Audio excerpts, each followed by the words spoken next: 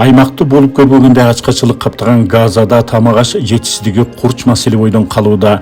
Ыйык Курман айттын алдындагы Арафа күнүндө орозо кармаган Газа тургундарына биздин Аль-Умма кайрымдуулук фондунун атынан ифтар уюштурулуп, тамак аш таратылды.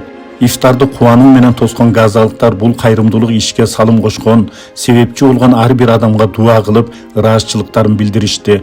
Мусулман бир туугандарыбыздын абалына кайдыгер карабастан жардам колун узаткан ар бириңиздерден Аллах ыраазы болсун. Жакшылыкта жарышып ар дайым бирге бололу. Бүгүн ыйык Арафа күнү 15 июнь 24 жыл. Кудуреттүү Аллахтын жана сиздердин кайрымдуулугуңуздардын, берешендигиңиздердин аркасында биз Аль-Умма фондунун жамааты Газа тилкесинде ысык тамак берүү долбоорун ишке ашырып жатабыз.